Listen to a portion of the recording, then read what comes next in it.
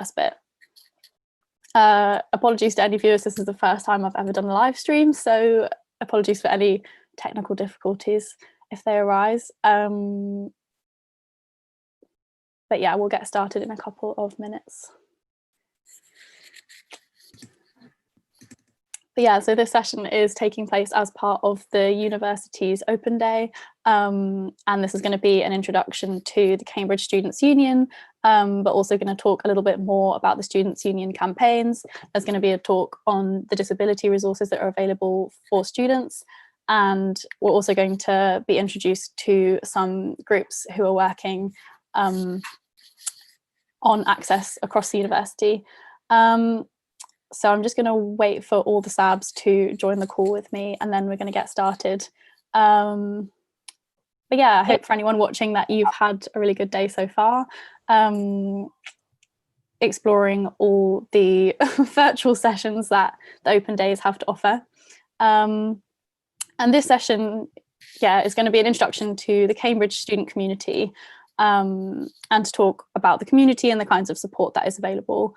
And just kind of as we get started, just a quick announcement to say that the saved version of this video on YouTube will have subtitles, so you can watch it back on there with captions if you need them. Yeah, and I guess it's also worth saying that this is my first time hosting a live stream, so apologies for any technical hitches. But I think we'll probably get started. So Esme, did we just want to say how it's best for people to ask questions if they have any questions? Yeah, that's a really good idea. I was going to sort of say that a bit later, but I think it's probably better to say that sooner rather than later. So we're going to have spaces for people to ask questions throughout. And so if you want to type any questions you have into the YouTube comment section, and then we'll read those out. I'll bring them onto the call and ask the relevant people the questions. Great. So yeah, I'm Esme. I'm the Undergraduate Access, Education and Participation Officer for the Cambridge Students' Union, known as Cambridge SU. I'm from London. I did an English degree here at Cambridge at Christ's College, and then was elected. So I graduated in July and then started this job at the Students' Union. So I'll talk a bit more about my specific role later on. Just going to say a few words about the Students' Union. So we're an elected student body. There are 8 elected student representatives, and we work full-time for a year. So we're known as sabbatical officers, and we all have a particular role. We're also supported by a team of full-time permanent staff. And so for our jobs, we sort of engage with university and college management by sitting on committees. But we also work sort of primarily with students and other university members to campaign on certain issues and build community. But you'll hear a little bit more about the sabbatical officers in a minute. I'm just going to give a quick overview of the session. So the aim of the session is to introduce you to a range of the people that we work closely with across the university. So we're going to be talking with representatives from the campaigns affiliated with CUSU, sorry, the SU, Cambridge SU, can't believe I just said that. We've recently had a rebrand. So formerly, there was an undergraduate union and a postgraduate union, and they've recently merged to become Cambridge SU, and the branding is different, and we're now forbidden to mention the old branding. And I've just done it on a live stream, so I'm sure I'll get in trouble later.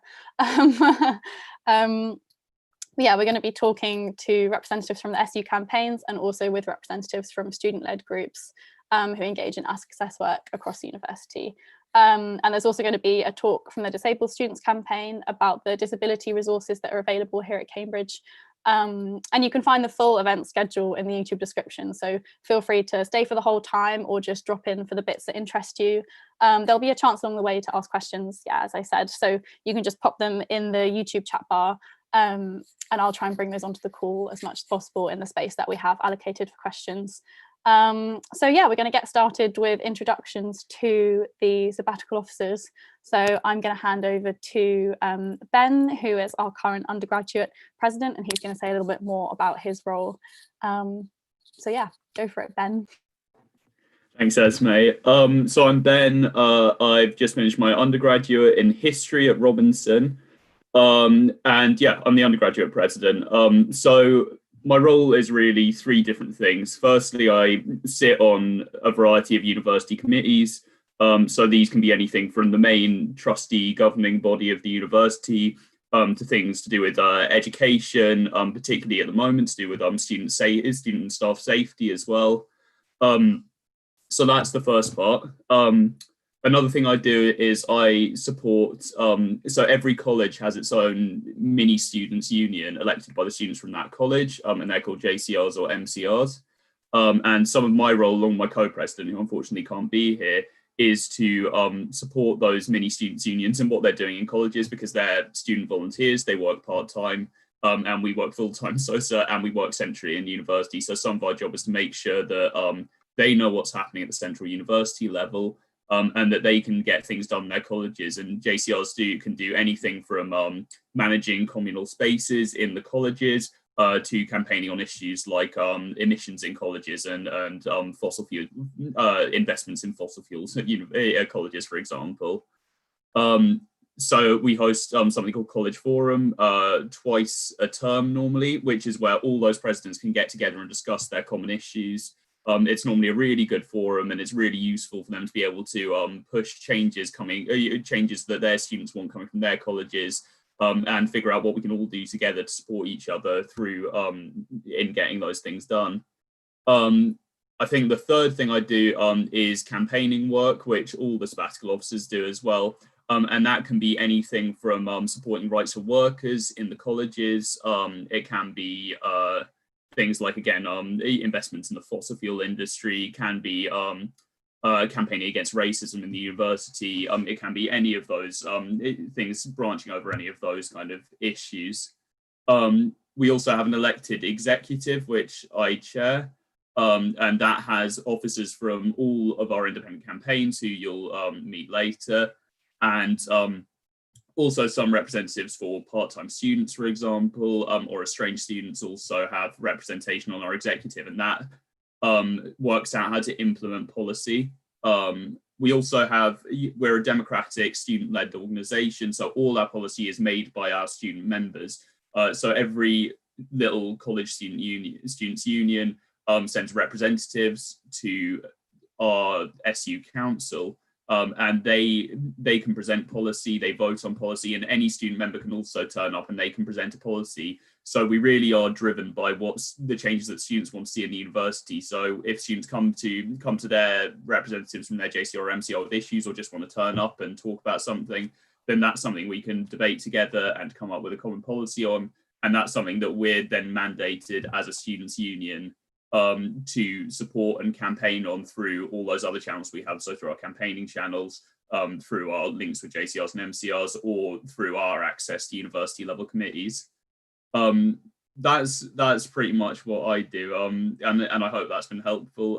It's a really, really rewarding job, and we really think that like students benefit from having a union that supports their rights across the university, and will be pushing on the changes that they want to see.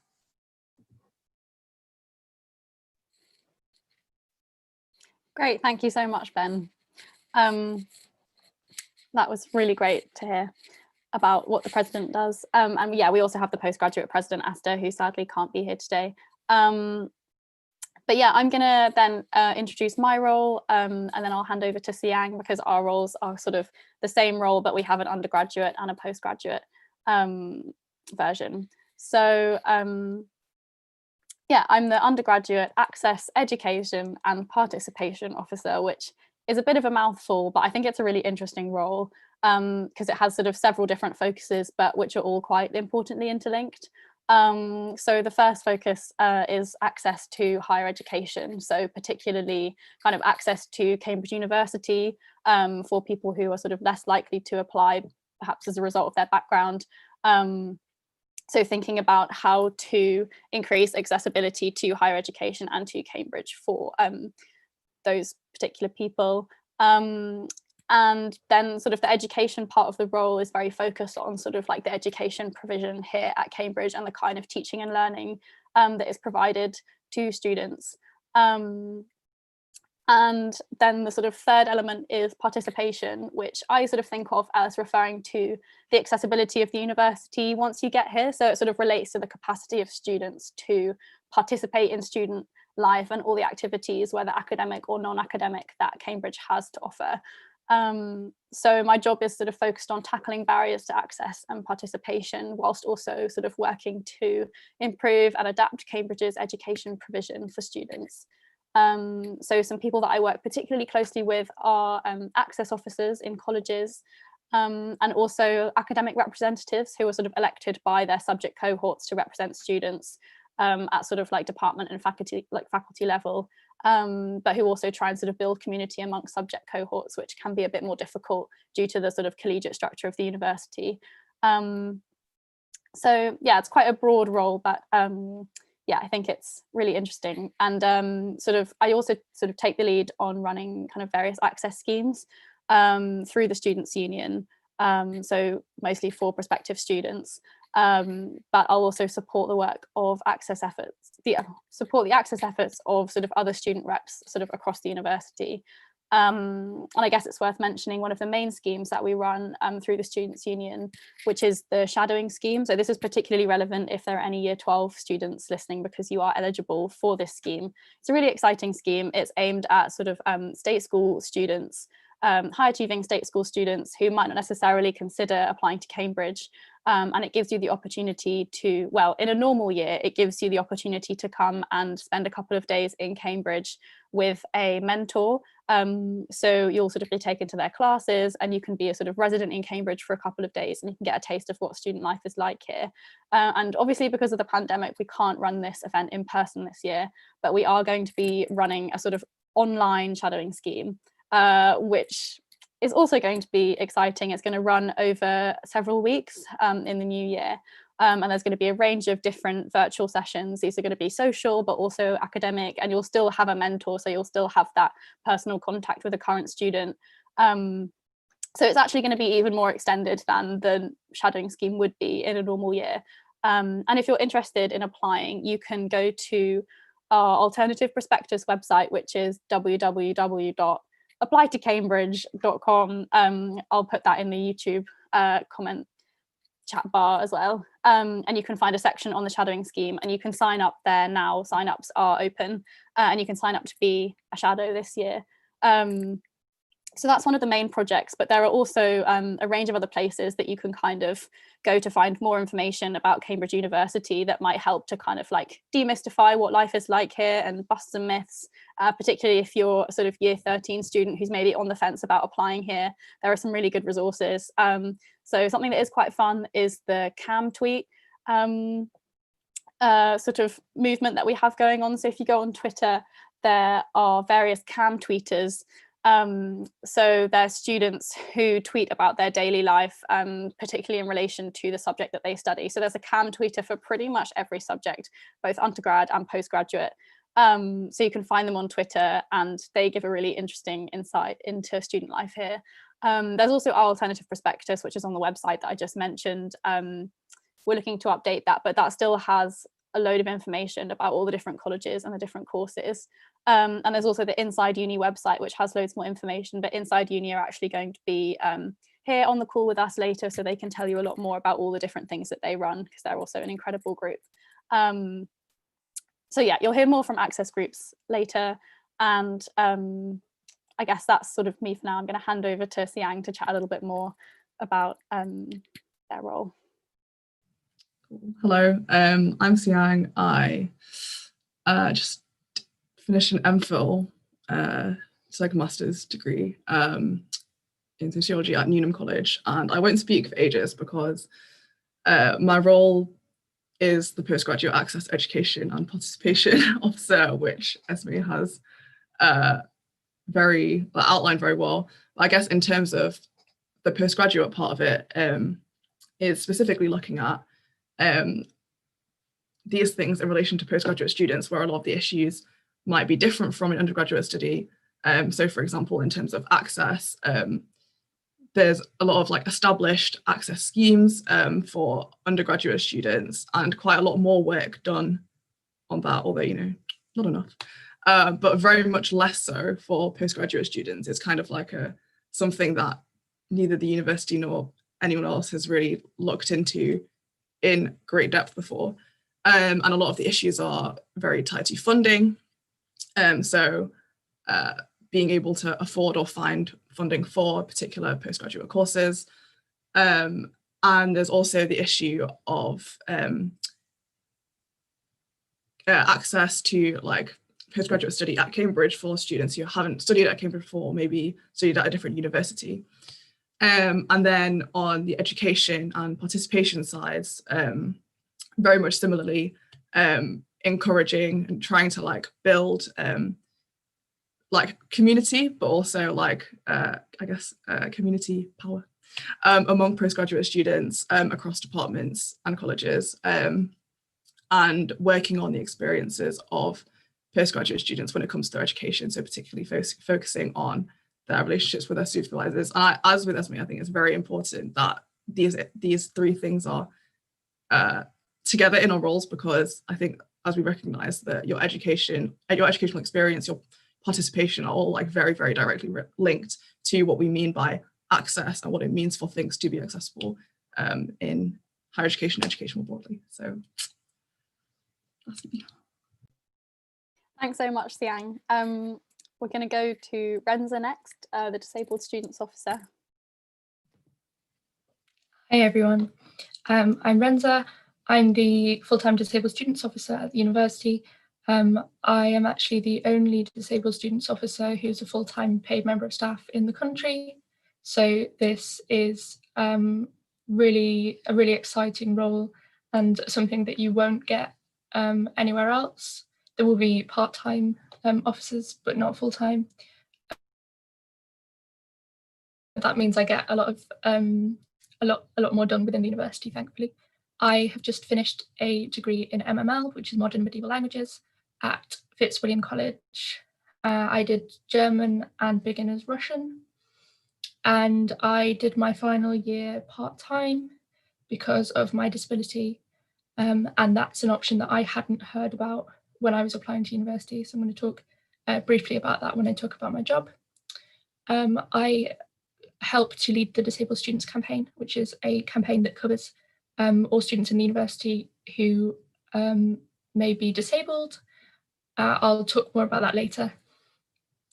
My job within the uni is to be involved in loads of different university committees and with loads of different staff members, as well as talking to different students individually and in meetings such as Student Council and the Disabled Students Campaign Forum. This means that I get to link up what students want with the staff members who could implement those things. I also train students and student officers on how to get support within the uni and how to make events and groups more accessible, which means that we're sort of attacking the issue from all of the different fronts at the same time. The role that I have has only existed for about 5 years, but there are loads of different things that the different DSOs have done previously and that I hope to do. So just going to run through a couple of things, give you an idea of what my job is. We've run campaigns around reducing stigma on disability and asking for help. So we've done things like sharing on social media what counts as a disability, because you might not know, but actually any long-term health condition counts as a disability legally. You don't need to describe yourself as disabled in order to get support. So loads of different things can count, and sometimes people don't feel able to ask for help because they feel embarrassed about their condition, or because they're worried that no one will understand, or that it won't be taken seriously.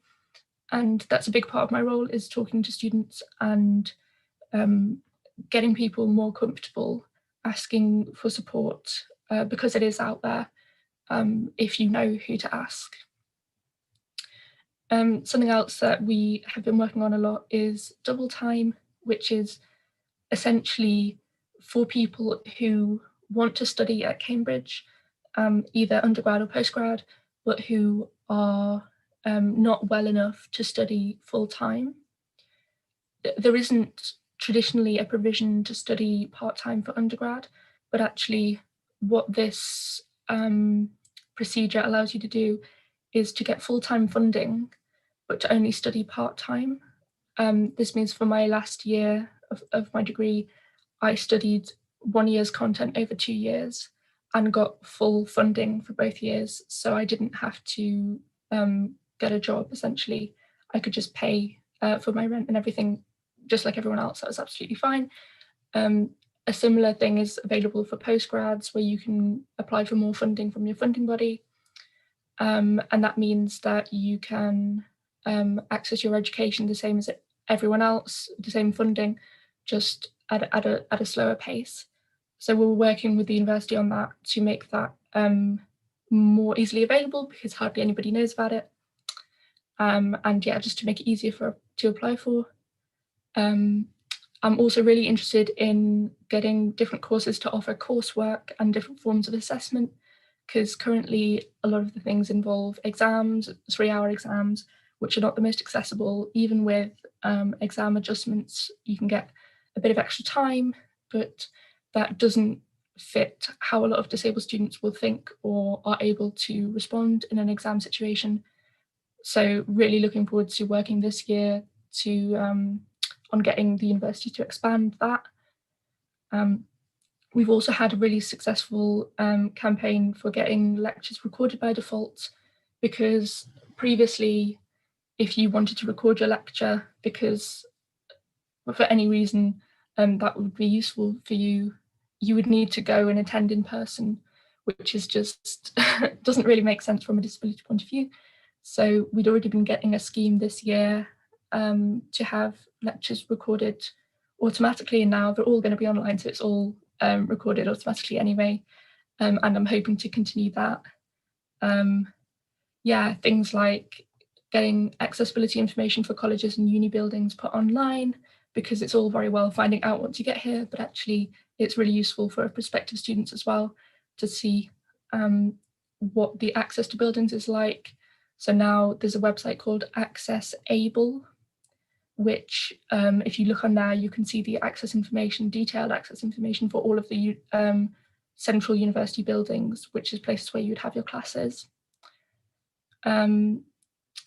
Yeah, and I'm also working this year on getting better funding for support services and reducing waiting times, and also establishing funding for different costs that disabled students face that other students don't, because legally they shouldn't have to cover those costs. And sometimes with the different collegiate system in the university, things can get a bit lost. So really looking forward to making sure that everything has a bit more of a joined up approach. And yeah, we can make the disabled students' experience as best as we can, really. Thanks so much, Rensa. So next we're going to have Chloe introduce herself. Chloe's the Women's Officer for the SU. Hi, I'm Chloe. I'm the Women's Officer. So I guess less like Rensa's role, this role's kind of been established for a lot longer at the university. But again, like the Disabled Students Officer, not many student unions have a full-time women's officer. I don't think there's many across the country that have a full-time paid officer who works kind of explicitly on issues for women and non-binary students. So like Ben and Esme, I just finished my undergraduate degree. Or Ben, Esme and Rensa, I just finished my undergraduate degree, and I studied history and politics at St Catherine's College. And now I'm also like working for 1 year at the student union. So most of my work kind of takes place. I also do work with the university, but most of my work takes place through the Women's Campaign, which is essentially a campaign. So the student union has like a series of campaigns, which we'll hear from later.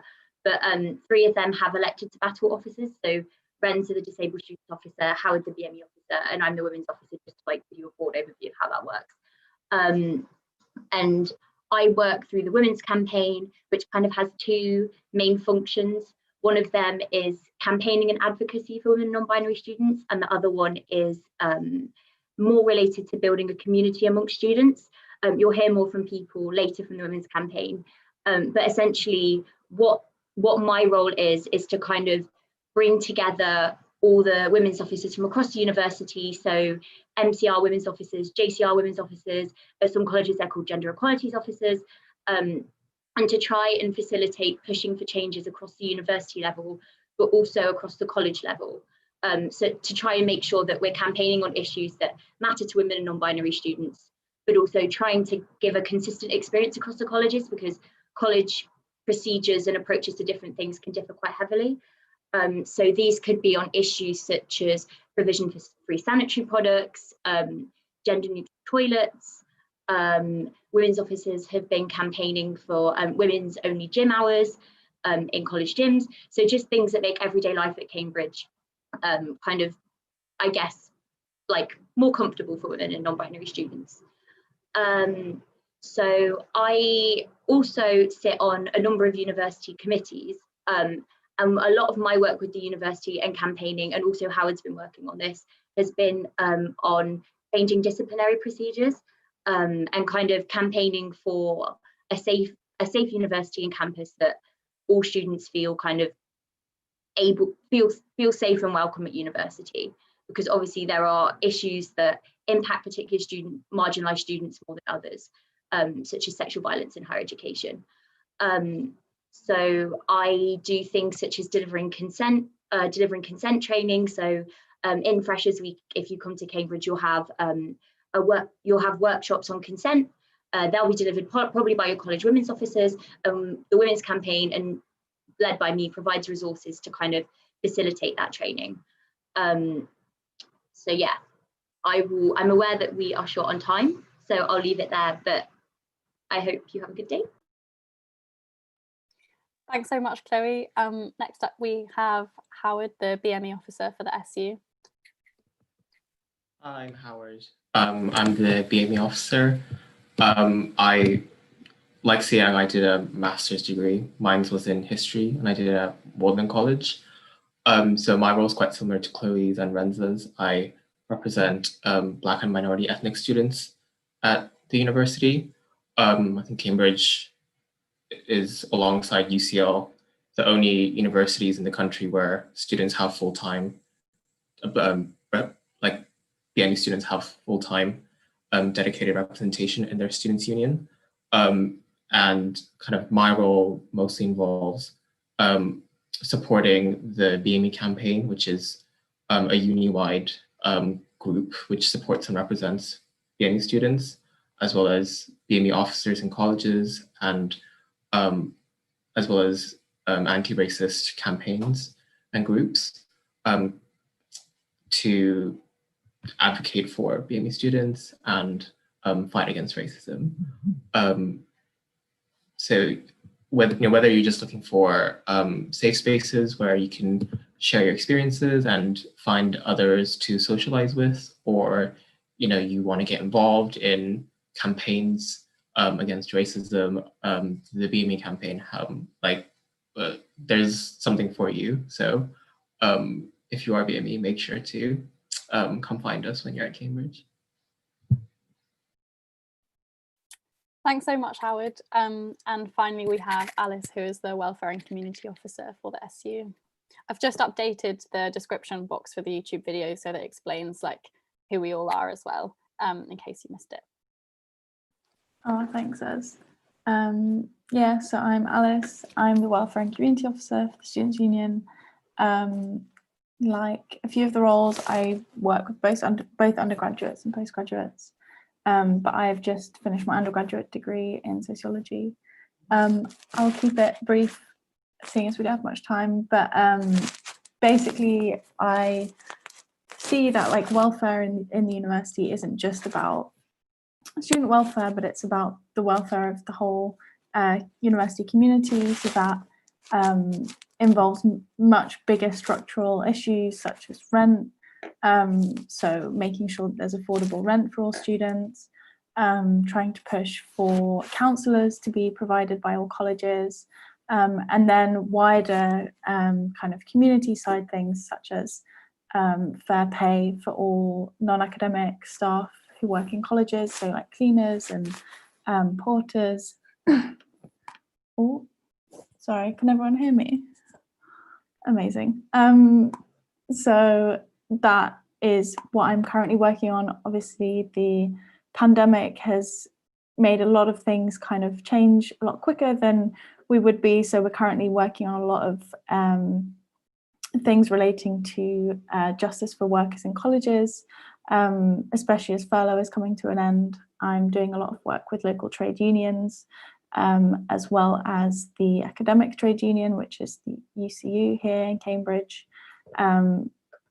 And then broader than that, there are local Cambridge campaigns that I work on as well, mutual aid projects, supporting the local community, and putting people in touch with food banks or food supplies. Lots of students are organising incredible things where they make and supply face masks to members of the community, as well as the student and academic community here.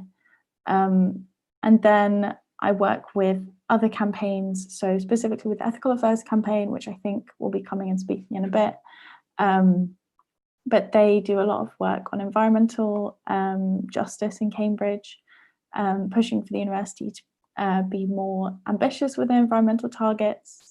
There has been a long-running divestment campaign in the university, which I've been actively working on as well, trying to get the university to divest all their investments from fossil fuels, not only the main university, but also the colleges as well.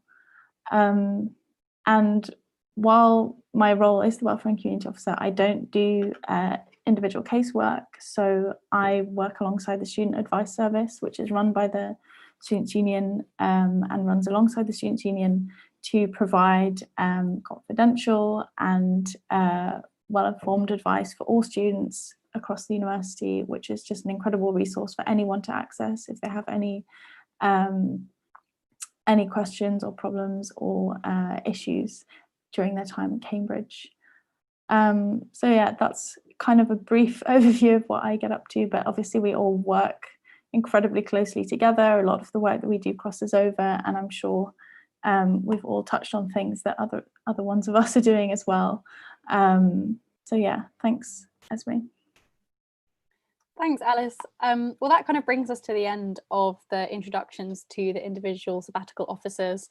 If there are any questions for the SABs, feel free to comment them in the chat bar. Otherwise, we'll move on pretty soon in the next few minutes to the next part of the session, which is a talk about the disability resources for students and also an introduction to the Disabled Students campaign. But yeah, I guess sort of it's worth saying that whilst we are sort of individual sabbatical officers who all have like specific roles, we all work together as a team quite a lot. And, you know, the main project that we're working on at the moment sort of together is a sort of focused on sort of safety for the coming academic year, and thinking collectively as a team about how we feel like the university and colleges should be like responding to the pandemic and putting certain measures in place. And sort of we're doing a lot of discussion with current students to make, and staff as well, and all university members to make sure that we're really listening to what students and staff want to be in place for next year, so that we can kind of communicate that back to the university, because obviously these are sort of unprecedented times. There are lots of worries and concerns, and we're doing the best we can to try and sort of make sure that the coming academic year is as safe as possible for all members of the community. And yeah, that's taking up a lot of our time at the moment, but that is something that we're coming at from all angles as individual SABs to work together as a team. But yeah, I can't see any questions in the chat box. So Rensa, are you happy for me to hand over to you to take over the next part of the session?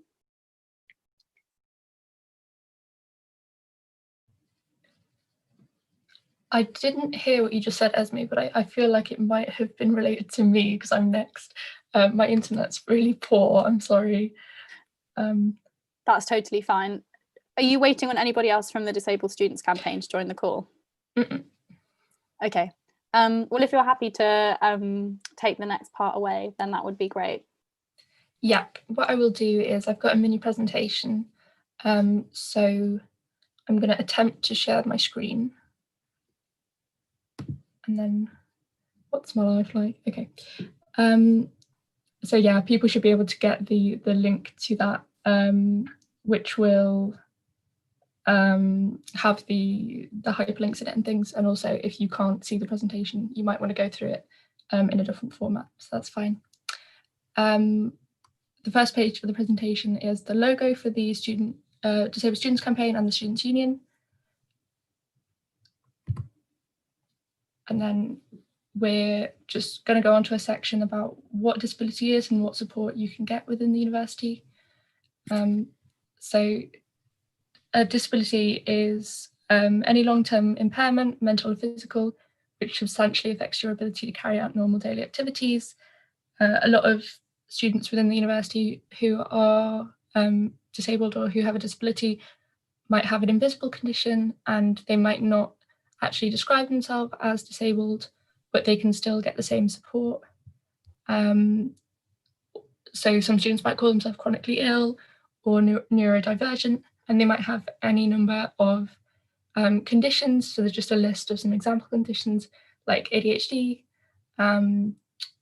mental health conditions like depression, anxiety, PTSD, physical health conditions like diabetes, epilepsy, chronic pain or chronic fatigue, arthritis, lots of different things.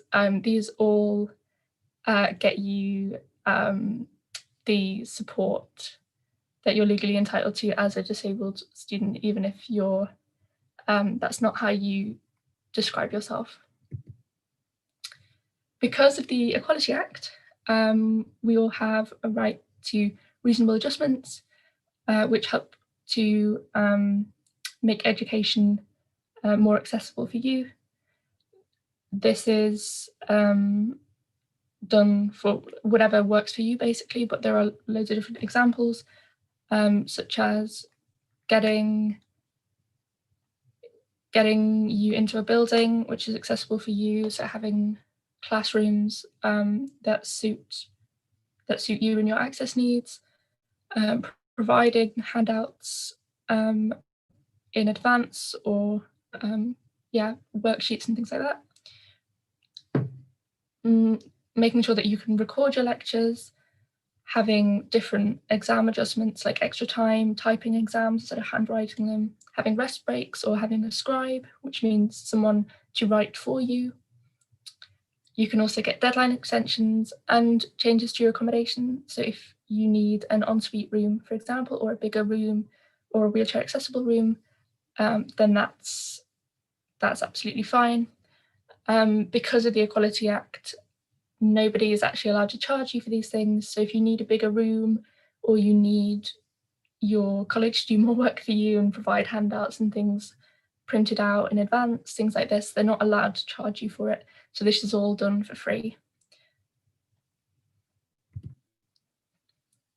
One of the things that you can get organised as you're applying is you can get a student support document.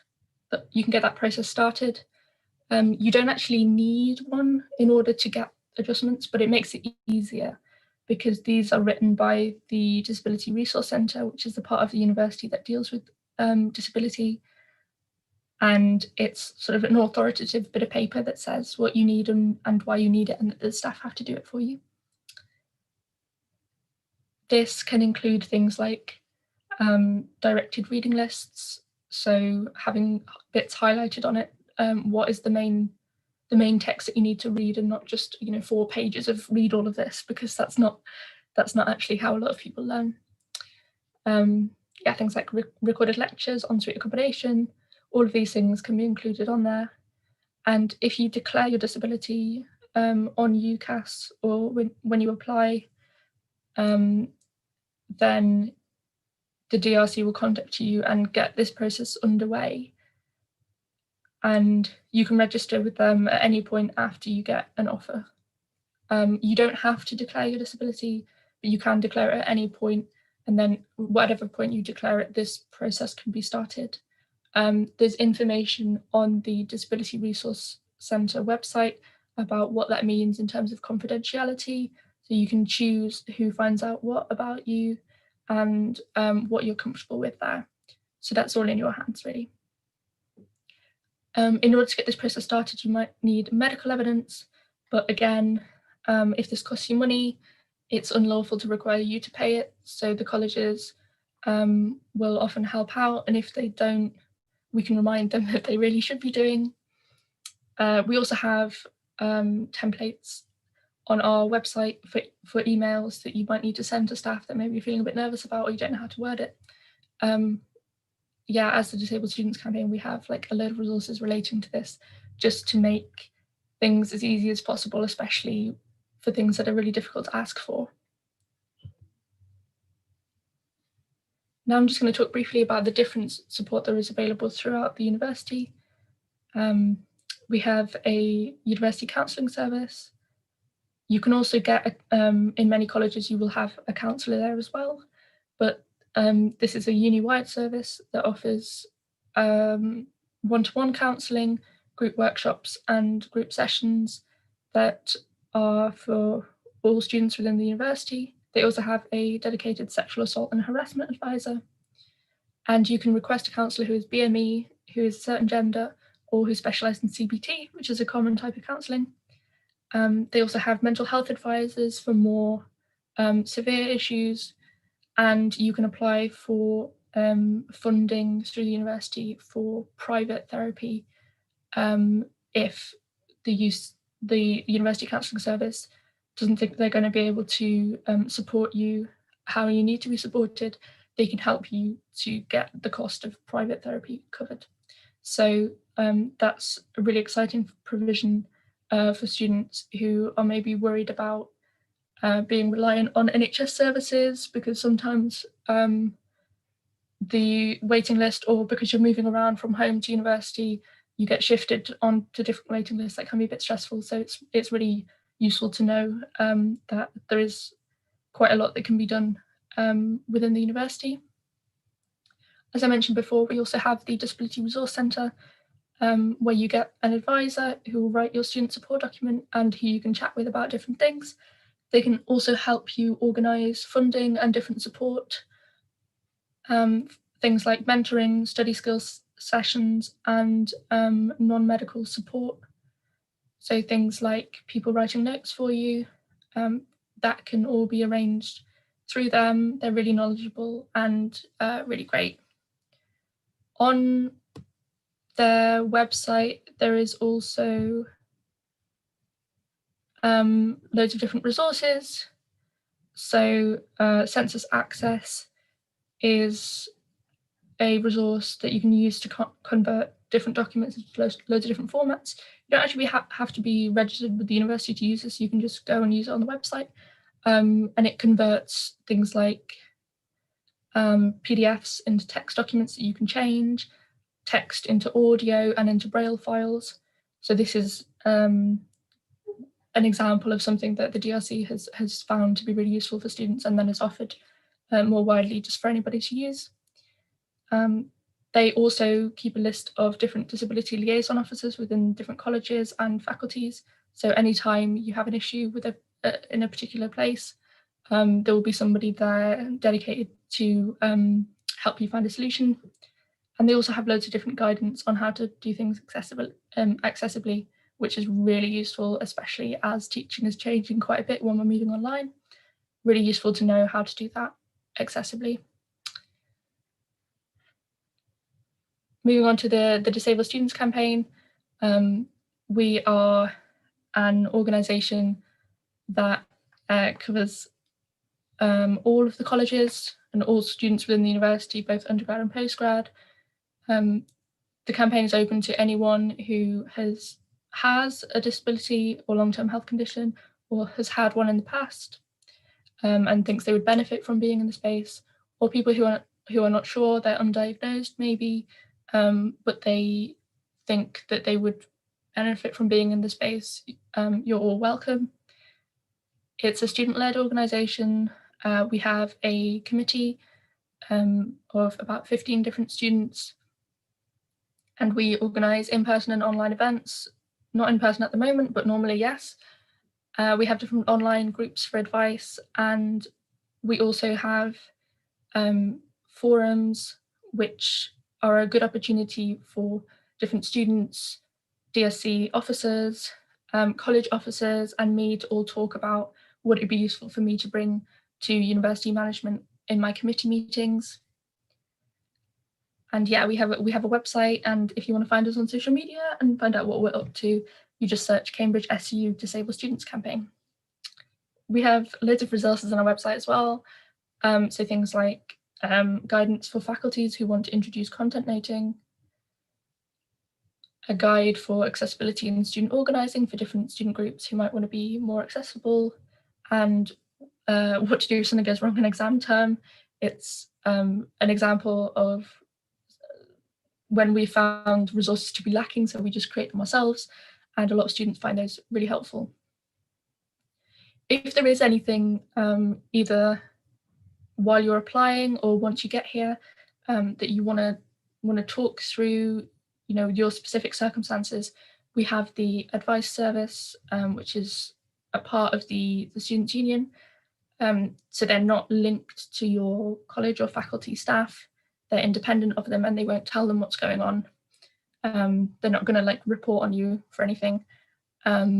So they can talk about different concerns you have, like academic worries, financial concerns, or things relating to disability support, because they're really experienced with different procedures and regulations, different applications, or submitting complaints, things like this. So if at any time you think you need help with your individual situation, those are some really great people to contact to get help, because obviously the Disabled Students Campaign is there for sort of peer support, but we're not a professional group, and we can't give professional advice because we're just students. So that's something that really complements our work as well. Once you get to the university, there's loads of different support that you can get within the college. So you'll get a designated tutor, who's someone that you go to with any pastoral or well-being issues, but you can also speak to any other tutor, the senior tutor, who is sort of in charge of all of the tutors at the college, and your director of studies, who's there for your academic support as well. There'll be a disability liaison officer within college, and the different mini student unions within the colleges, the JCRs for undergrads and the MCRs for postgrads. They will have disability, mental health and welfare officers, and as the campaign, we're in contact with all of them. So any issues that there are there, we can support them with. They can also be a useful source of information for if you're not sure about what college to apply to, and you want to know, for example, what is it like in these colleges that are near my faculty for wheelchair access, for example. And because we're in contact with all of these different people, we can ask and we can find that information for you if it's not already readily available online. And yeah, different colleges have, they'll have a college nurse. A lot of them have counsellors as well, and an accommodation office, which can be really good to talk to about things like if there's a specific type of room that you need or specific help that you need while you're living in college. In terms of faculty and department, there are also disability liaison officers there who are staff who are knowledgeable about this kind of thing and who can help you to talk things through if things aren't going to plan with adjustments in your faculty and department. Obviously, you can talk to individual staff members, and library staff are surprisingly so powerful, actually. Really had some very good experiences with them. They can help with finding different resources in different formats for you. So if you need digital books rather than physical books, they can help you to find those, or they can order them for you. There are also student reps and equality, diversity and inclusion committee members who can help. For example, if you're finding your faculty or department or your course inaccessible in any way, they can raise those concerns for you. In terms of other support, any societies that you get involved with might have a welfare officer or other officers that you can go to, as well as there being a new dedicated disability librarian at the university libraries. And of course, like everyone, you can go to your GP, Citizens Advice Bureau, or talk to your MP about different issues, and people that you ask within the university will be able to point you to those as well.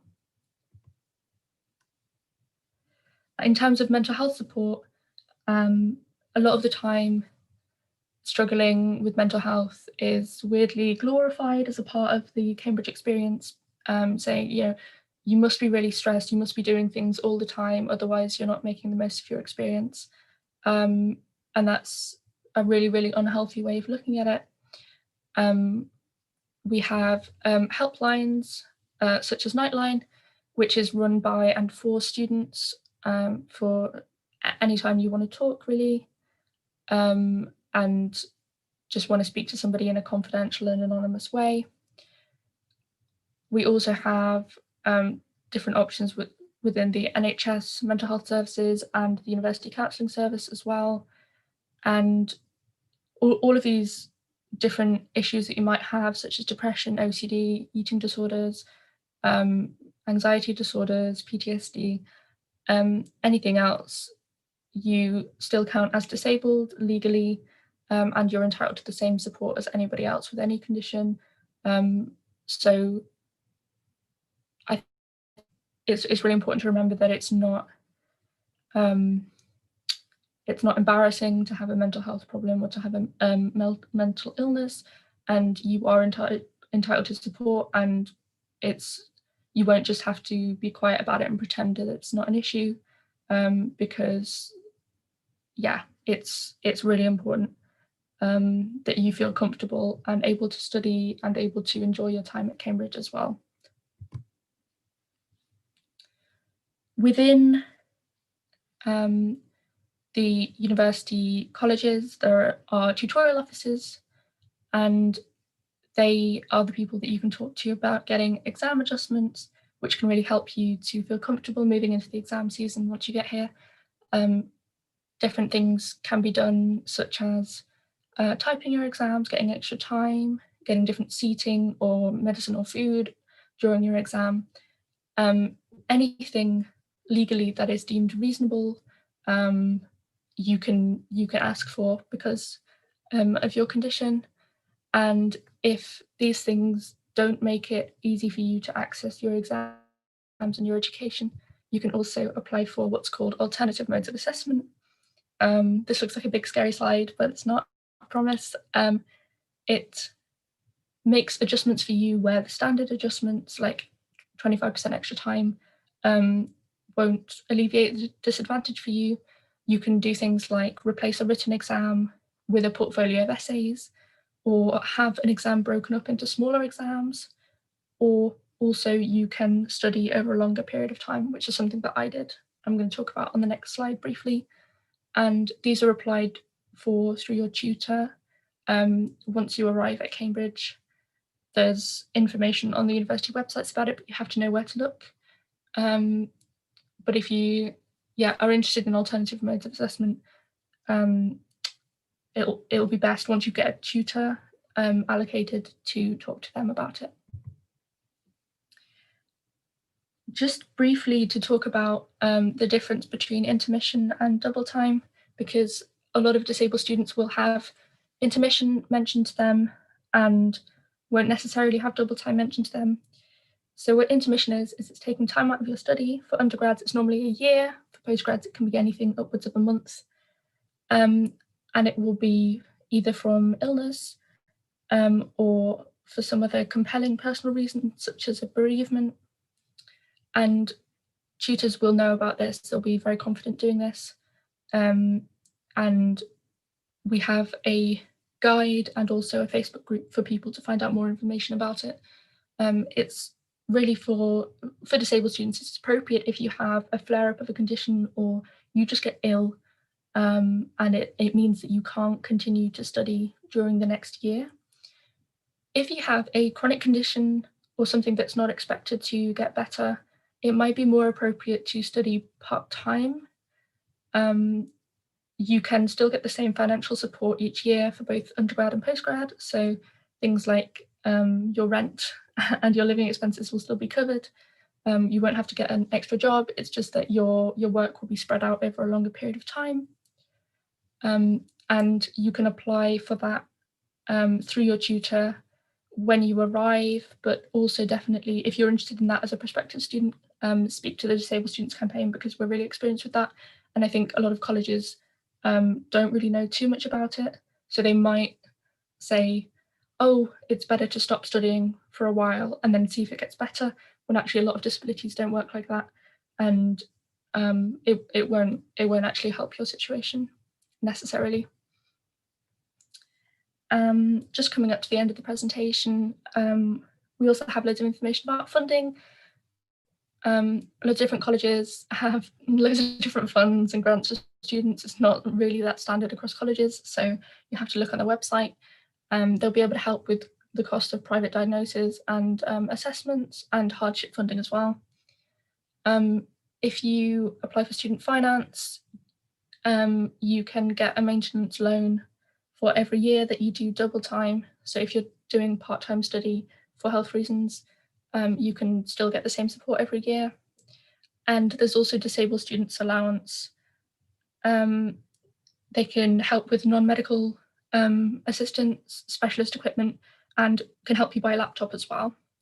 The university has loads of different funds, including for private medical care and funding for EU and international students, and hardship funding, which also covers intermitting students as well.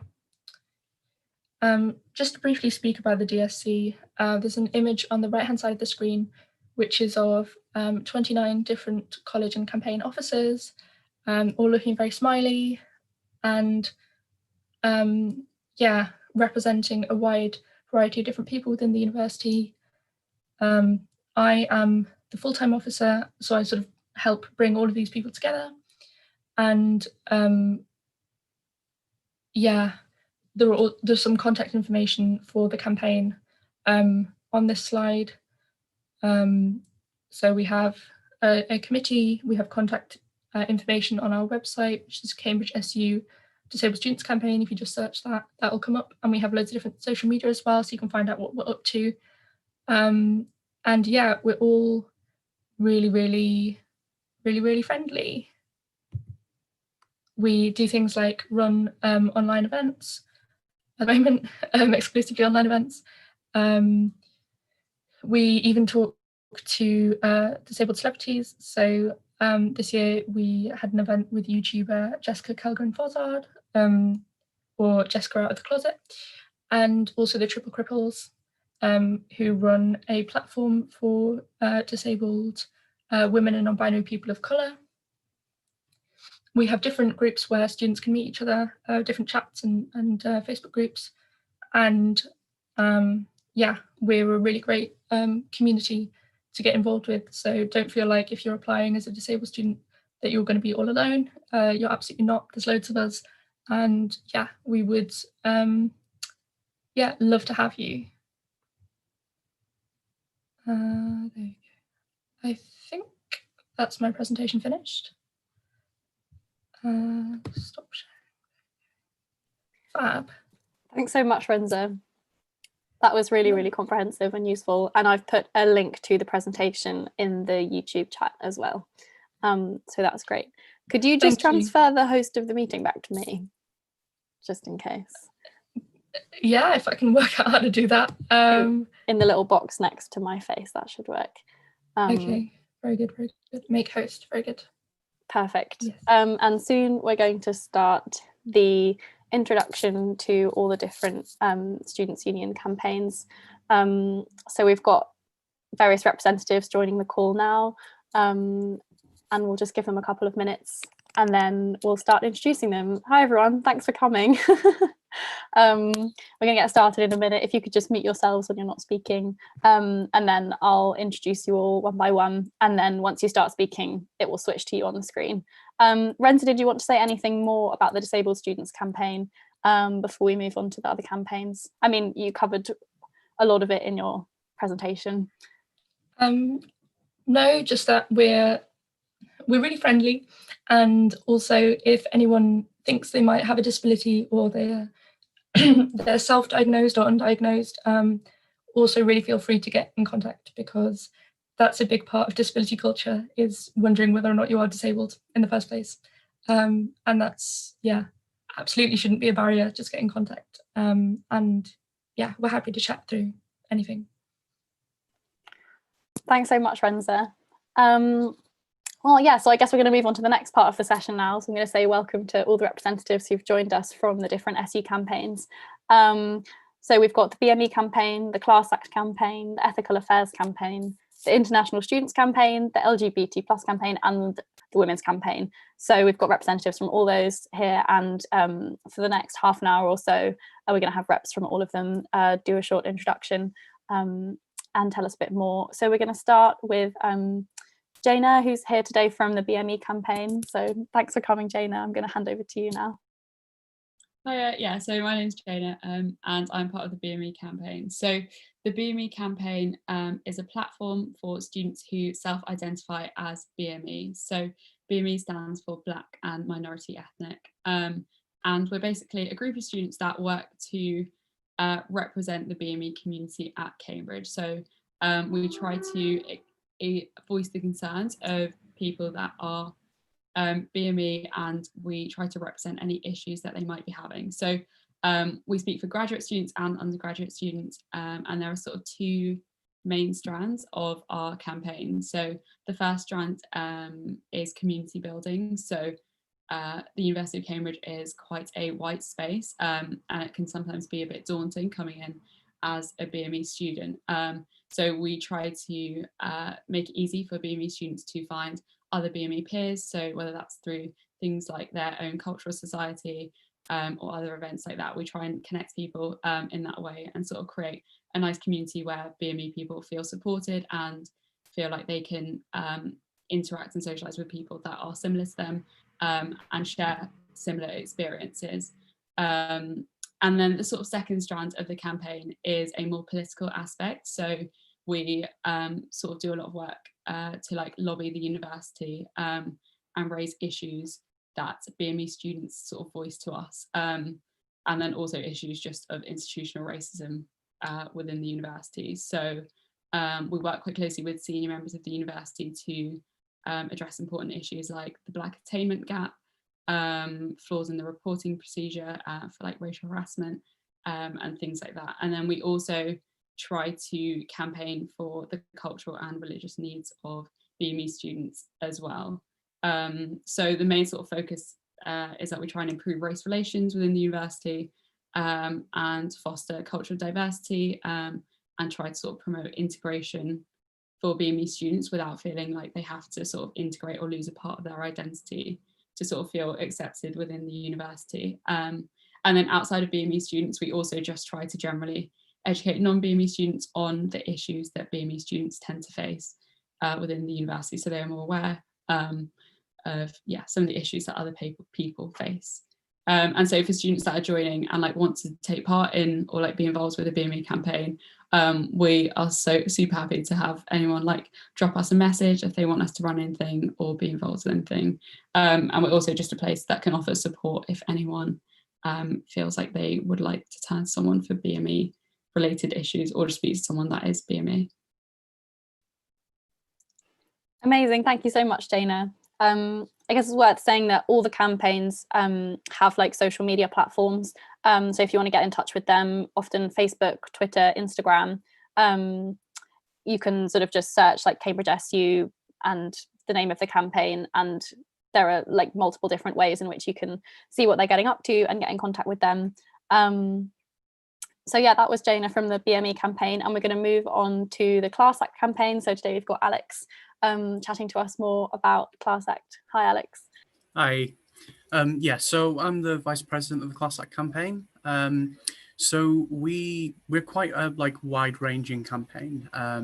Like our official definition is to support people who have faced like social, educational, cultural, economic disadvantage pretty much at any point in their lives. And that's kind of just a fancy way of saying people who have qualified for access stuff previously. And And so we do a lot of different things to support the kind of people that we represent. First and foremost, we try and actually like create a network of these kind of students across the university. At the moment, we're looking at getting like individual reps on like college JCRs, which are like the student like unions for individual colleges.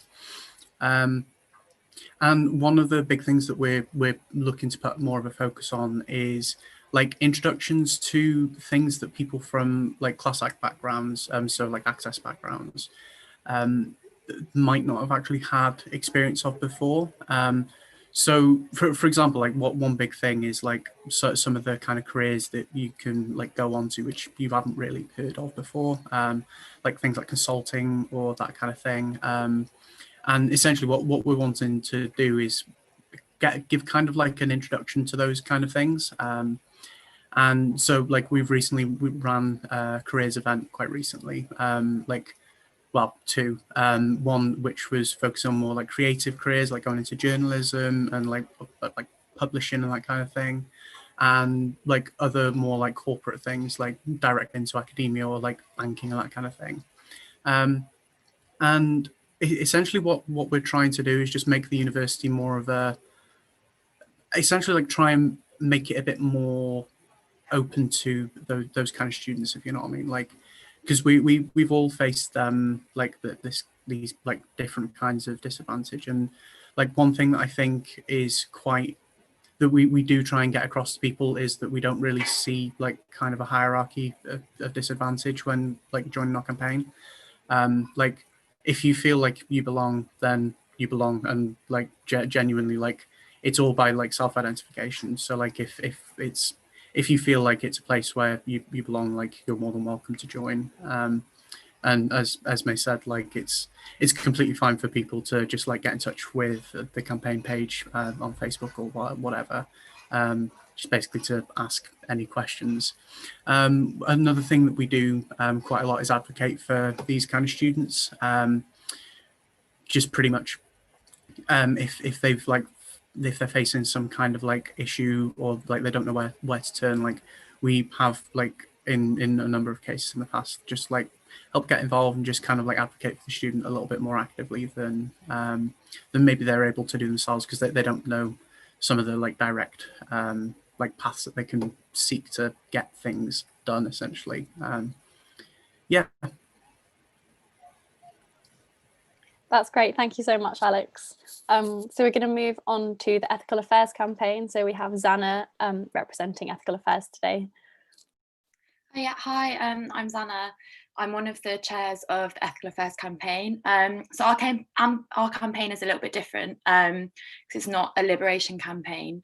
So our role is essentially to campaign on environmental and social justice issues and sort of act like the uni's like moral compass, and keep them accountable and recognise that they've got a much wider moral and political role, not just in the university, but also like way beyond that. So some of the campaigns that we've worked on in the past and we're still working on, I'll just like describe some now. So one of them is divestment.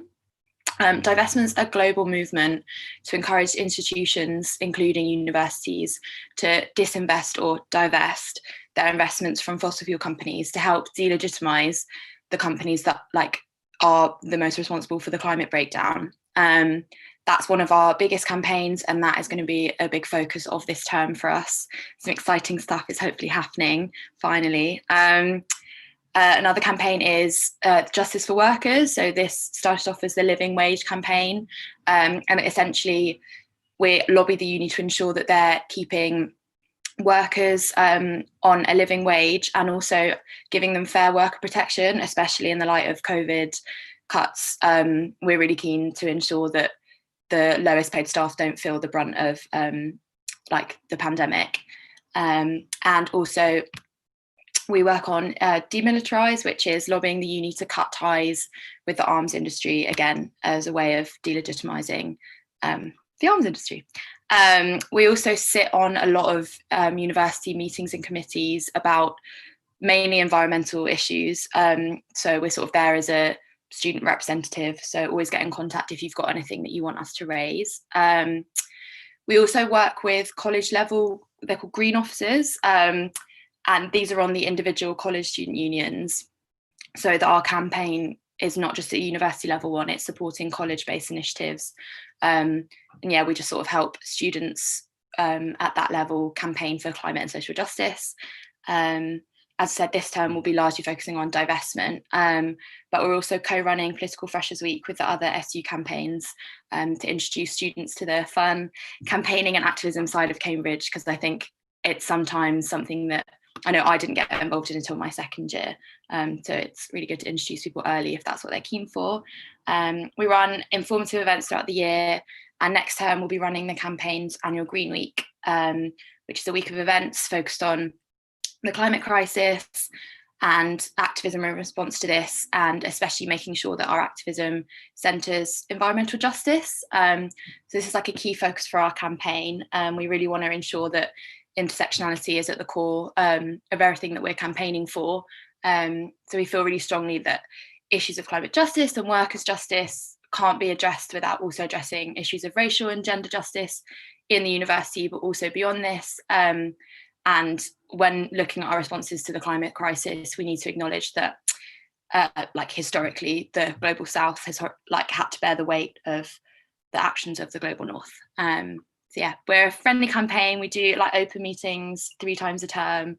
So we're always keen, whether you've done campaigning before or you're just having a massive wave of eco-anxiety, as we all are. Yeah, we'd love you to get involved when you're here. Thanks, Anna. Next, we have Jasmine, who's representing the International Students Campaign. Thank you, Esme. Hi, everyone. My name is Jasmine. I'm from the International Students Campaign. And so the International Students Campaign essentially is an umbrella body that hopes to unite all international affairs and societies under one collective banner. And the reason for this is because we recognize that international students are particularly vulnerable because we travel from all around the world, come to Cambridge, and when we're here, we're particularly vulnerable in terms of our visas as well as accommodation. Now, we know that international students take up about 25% of the entire population from more than 100 countries. So we are a really diverse bunch of students as well. And that's why we represent a wide-ranging variety of interests.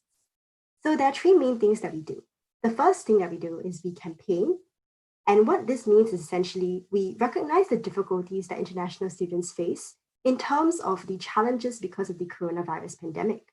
And this comprises many different challenges. For example, the vulnerability of accommodation, as well as the fact that like when we're here, some of us might have to quarantine, and quarantine regulations can change at any time.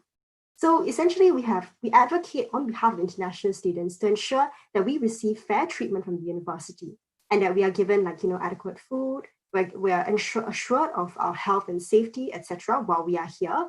And also we advocate in terms of travel disruptions, etc., that particularly affect international students who may face difficulty in returning back to our home countries in the event of a second wave. We also do things like campaigning for hardship costs, because especially due to travel, etc. And aside from the coronavirus pandemic, during normal circumstances, we also advocate for things like storage, because international students might have to bring a lot of things over. Anti-discrimination against international students, as well as ensuring that term dates for accommodation do account for the entirety of the period that we have to be here. So aside from campaigning, another thing that we do is we do events as well. So one-off events. And one thing that we always do is we do the International Freshers Week, where we ask international freshers from around the world. And it's really fun, honestly, because to come together, mingle, have a chit chat, like play activities, games nights, etc. It's always a fantastic event, and you get to meet people from truly all across the world, from Nigeria, from Greece, from basically everywhere. So it's always really fun. So aside from International Freshers Week, where we allow freshers to kind of reorient themselves and get a support system within the international community, we also do things such as socializing and mingling throughout the year, as well as like a food exchange kind of thing, where you get to try out different fruits from around the world. Yeah, and we also do welfare events and a careers forum as well. Aside from these one-off events, we also do initiatives that last throughout the year. And one initiative we do is the International Families Initiative, where you can sign up as a fresher to have be mentored by your parents, who are 2 other international students who will be able to guide you through the processes of settling in Cambridge. Another thing we do throughout the year is we do the mental health campaign, where we talk about some of the challenges that international students particularly face and how we collectively try to deal with it and support each other through it. We also do things like the language exchange program, if you've ever wanted to try and pick up another language while you're here and have a buddy, etc. So it's always really fun. So overall, what the International Students Campaign hopes to do is we hope to support and advocate for international students to have a good time here in Cambridge, to feel empowered, to feel like they are treated fairly and equitably. And please always feel free to reach out to us if you'd like to collaborate. Our Facebook is International Students Campaign, and our Instagram is I_SC_2020. Thank you. Thanks so much, Jasmine. Our next speaker is Rowan from the LGBT+ campaign. Hi, I'm Rowan, they, them. I'm here on behalf of the LGBT+ campaign. So we are the Students' Union's organisation campaigning on issues of inclusion and access for LGBT+ students within the university and the colleges. So within your colleges, you will most likely have a representative on either your JCR or your MCR, whether you're undergrad or grad student who is your LGBT rep, and we are here to support them in college level stuff. We are also here to campaign on university-wide issues that can be things like trying to get gender-neutral toilets in faculties and university buildings, and campaigning on dress codes to make them more inclusive. We also try and do some community work. So I'm sure some of you have already seen the family scheme that we run for freshers, which pairs you up with a couple of kind of existing students from the community who will introduce you to life in Cambridge as a queer person. Very much would recommend it, and if there's any sort of existing students watching, would very much recommend signing up as a parent because it's a great experience. And yeah, so that's our general remit. We have both welfare aspects, so we are here if you have a welfare issue, if you're experiencing bigotry from another student or a staff member, we're here to support you through however you want to handle that, and talk you through the university systems, which are frequently opaque and irritating, but hopefully we can help with that. We are also here to do political campaigning around how the university approaches queer people, queer spaces, how inclusive curricula are, and how inclusive spaces are made. And we're very, very happy to hear from anyone who has ideas about how they feel excluded and could be more included, or issues they want to campaign on.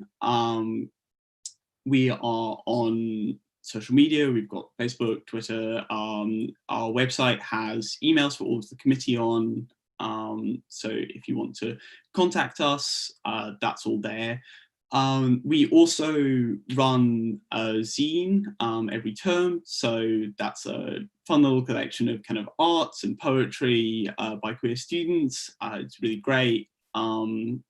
That's also linked, that has its own Facebook page, Get Real. It's also linked through our website. And also, if you are a person of colour, queer person of colour, the FUSE campaign, which is an autonomous campaign that we support, exists to provide space, support, political advocacy for queer people of colour within the university, and they are great, but I won't speak for them. Yeah, I think that's, thank you. Thanks so much, Rowan. And so the final campaign is the Women's Campaign, and we have Alison here today to talk a little bit more about that. Hi, Alison. Hiya, so I'm Alison and I'm the chair of the Women's Campaign. The Women's Campaign represents all self-identifying women and non-binary people. So if you're a Cambridge student at any level and think that those terms include you, then congratulations, you're a member of the Women's Campaign. As part of that, we don't question someone's gender or try to police that in any way. And we also push other structures of the university to accept gender as self-defined and non-binary. That's something that we work on in conjunction with the LGBT+ campaign. So like all of the liberation campaigns, we take two approaches, campaigning and community building. We do a lot of campaigning in the university, pushing for procedural changes in the university, and for example, trying to encourage a culture of consent within the student and general university cultures, as well as within their kind of procedures and institutional structures. Part of that campaigning work is working with college feminist societies, as well as with college-based women's officers to try to support them in their work. That can include things like helping them figure out college-based procedures, or helping them figure out how to get colleges to pay for menstrual products for students. Of course, we also provide just a shared space and community. It's one of the best parts of the campaign, in my humble opinion, and it's something that I've been supported by throughout my time at Cambridge, and that helped me and others feel like I belong here. So we'll host parties, potlucks, and just try to create a space where women and non-binary students can feel seen in an otherwise very patriarchal institution and society. And so that's kind of our general vibe. As part of that, we're obviously supported by the women's officer, one of the SABs that you've heard from previously. And also, as the last campaign speaking, I feel the need to also point out that as campaigns, we do talk to each other. So we get that you're not either a woman or BME, not either disabled or from an access background, but that you could be like all of the above. So we try our best to communicate and work on joint initiatives to recognize that within each individual campaign. So the Women's Campaign has a BME officer, has a class rep, has an LGBT+ officer, but we also work on joint initiatives and have conversations with each other so that we can recognize those things between us and kind of like pool our resources in that way. So yeah. Thanks, Alison. Yeah, I think that's a really valuable point to reiterate that there is sort of like a network here, that all the campaigns work together and also kind of work with the Students' Union as well. And that there's a sort of like a lot of interconnection and a lot of sort of collaborative work that goes on, and that's often sort of really productive, but that all the campaigns are kind of important as like specific like dedicated spaces. And I don't think it looks like we have any questions from the live chat bar, but I guess because we have a few minutes until the access groups join us, I was wondering if maybe I could just come up with a question. I don't know if any of you would be willing to talk about how the campaign has kind of like made a difference to your university experience personally, maybe sort of give an anecdote about like how you ended up getting involved in the campaign, or whether there was something specific that drew you to it, and how you feel like the campaigns have been important for you. I've sort of put you on the spot a bit there, but if anyone is willing to chat about that a bit, that would be great, just to fill up the next few minutes.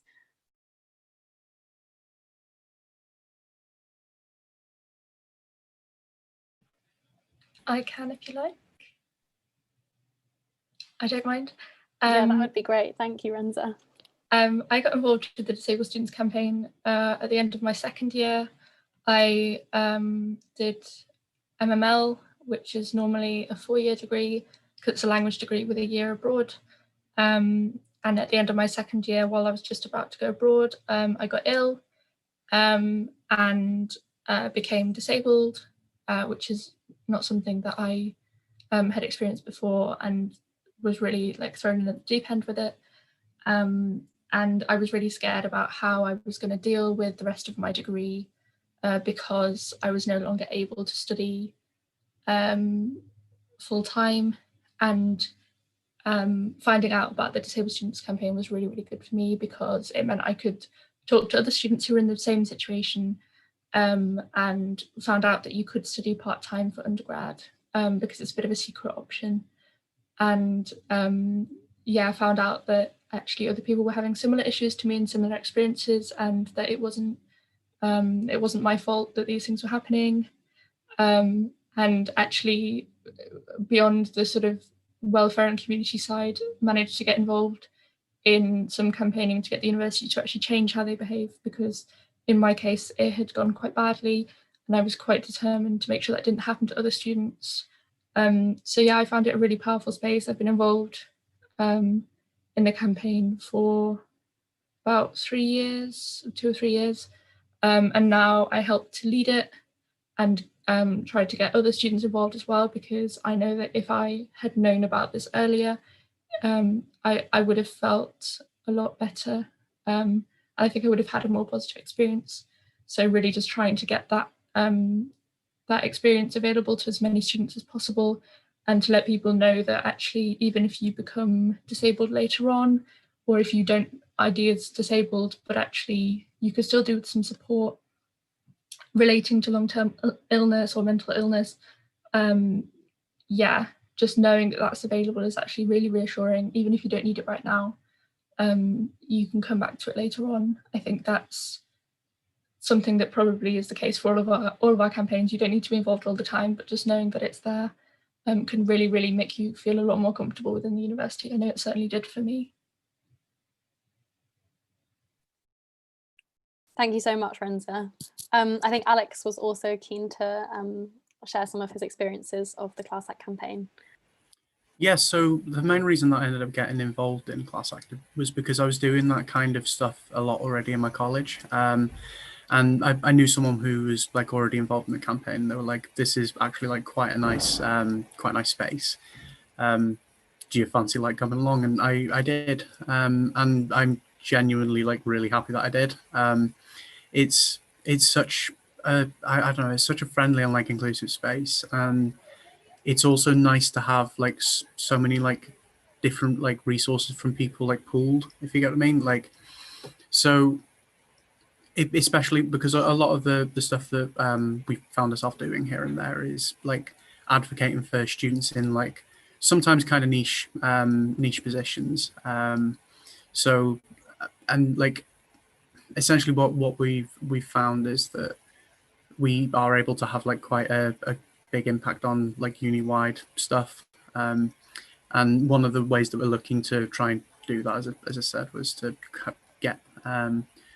get more like representation on like college level, so we've got more people to talk to essentially to make those changes. But yeah, definitely originally joined for the more social side and then got interested in everything else.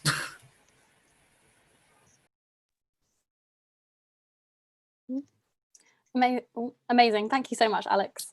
I think that kind of brings us to the close of the campaign section, unless there are any other campaign reps who'd like to say any final things or chat a bit more about their experience of the campaign. But I think we're going to move on now to the next part of the session, where we're going to meet some students who are involved in access related groups across the university. So we're going to say bye to the campaign reps. Thank you so much for coming and for providing all your really valuable information.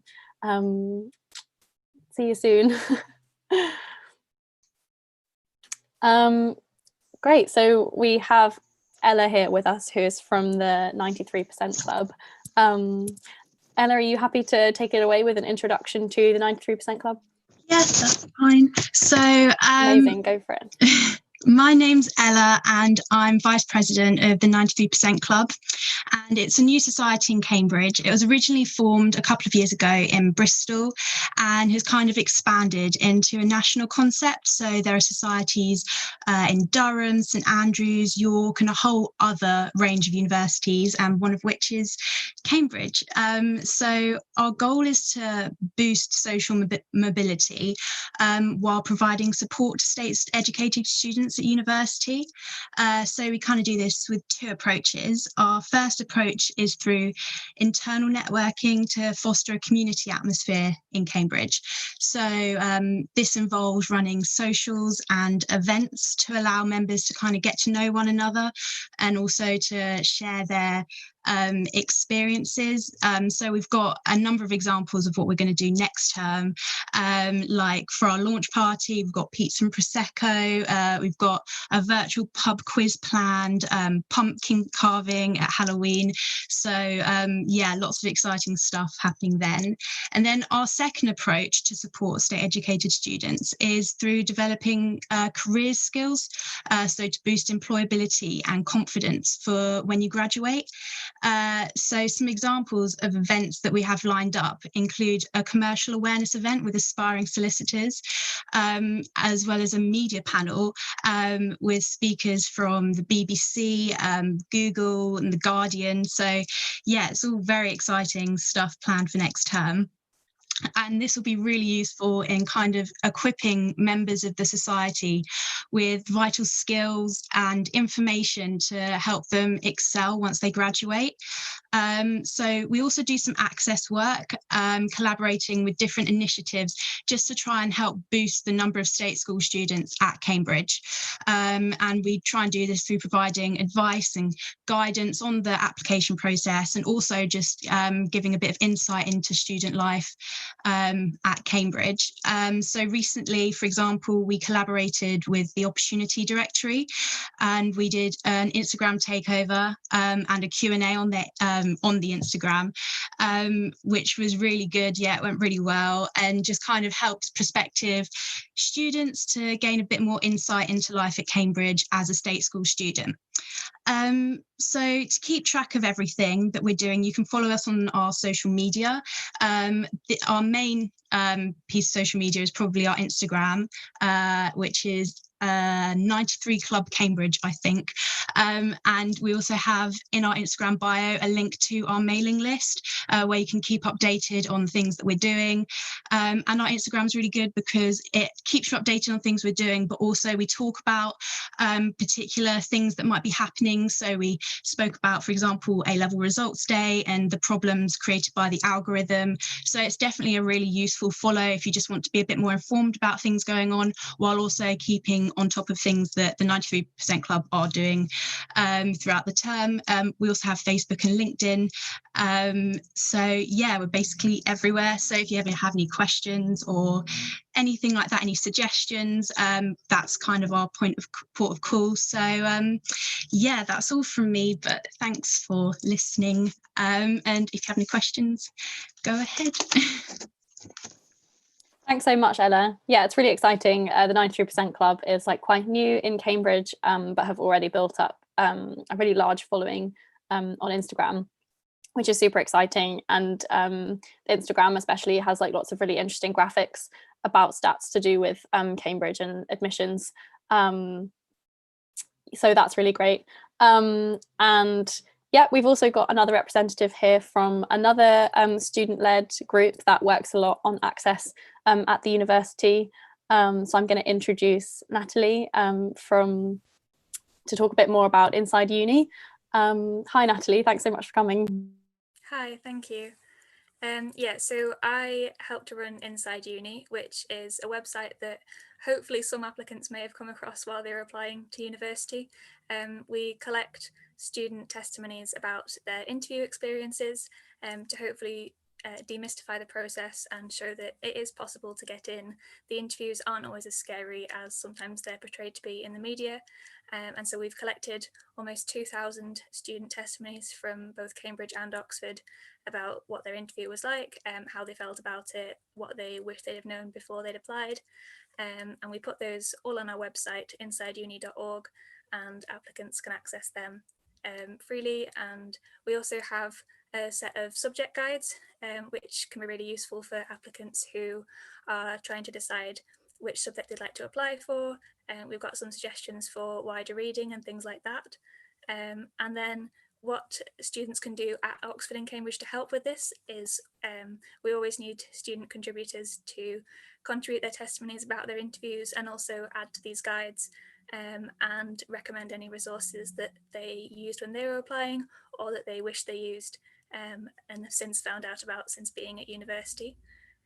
We've also got a Facebook, Instagram, Twitter, LinkedIn, which are really good follows for any events that we're doing.